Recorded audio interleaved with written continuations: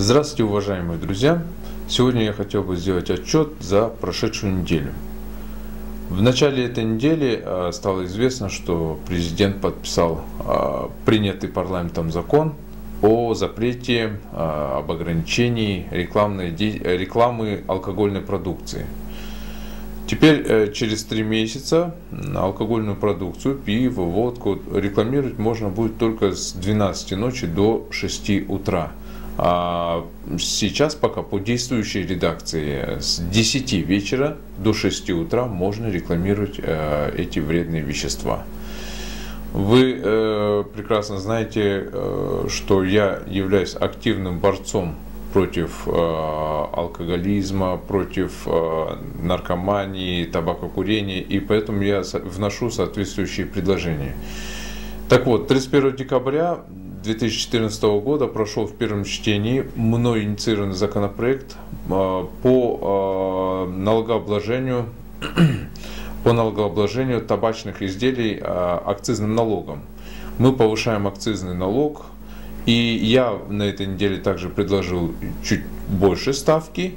Оказывается, мы можем поднимать, и в среднем предлагается облагать в этом году уже начать 1000 штук сигарет 600 сомами. Это повышение приведет к увеличению цен, к росту цен на 1 единицу пачку сигарет в среднем на 3 сома. Также я предложил в этот же законопроект включить повышение акцизного налога на алкогольные товары, это тоже пиво, вино, водка и так далее. И даст Бог, если парламент поддержит меня, тогда у нас с этого же года будут увеличены ставки и на эти вредные вещества. Далее я давал предложения по ряду законопроектов. Так, например, у нас в этом году мы хотим уже сделать реформу в налоговой сфере. Мы хотим сделать, чтобы некоммерческие организации, субъекты малого предпринимательства, субъекты среднего предпринимательства, то есть это те предприниматели, у которых есть оборот до 30 миллионов в год, до 30 миллионов сомов в год, мы хотим их перевести на квартальную отчетность. Я думаю, это облегчит жизнь бухгалтерам, тех, кто сдает эти отчеты, жизнь простых граждан, поэтому, даст Бог, со второй половины года мы уже перейдем на квартальную отчетность.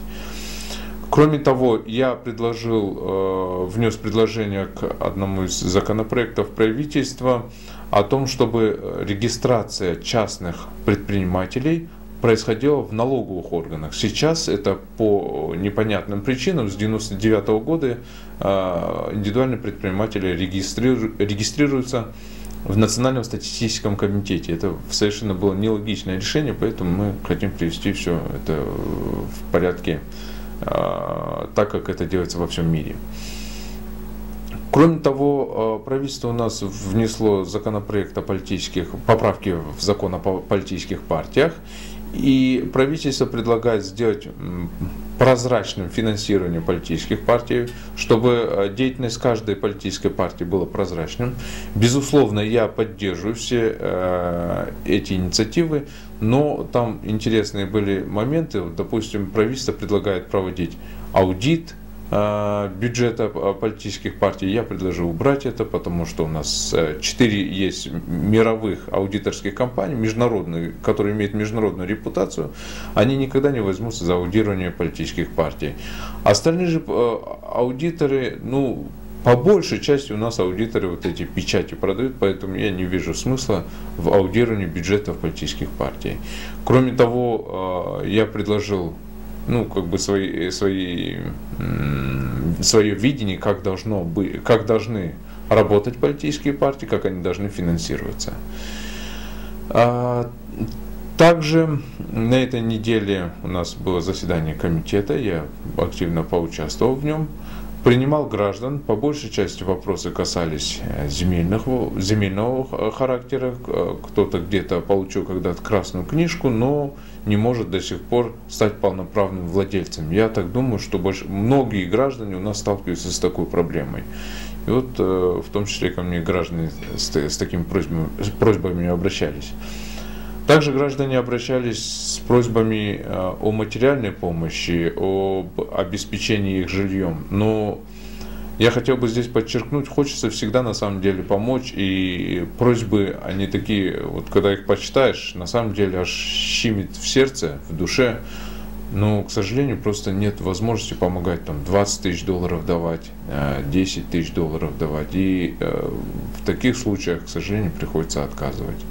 Что касается обеспечения жилья, да, такие вопросы очень часто поступают, но опять же депутаты не вправе, у них нету даже полномочий где-то выделять жилье, где-то даже распределять, если есть где-то жилой фонд, допустим, у государства. Мы не имеем права заниматься такого рода деятельностью. Вот, впрочем, вот таким образом прошла вся неделя. Я в дальнейшем постараюсь уделять внимание отчету, потому что я считаю, что каждый государственный служащий, каждое политическое должностное лицо, оно должно отчитываться перед гражданами. Особенно те, кто избирается благодаря гражданам. Спасибо большое.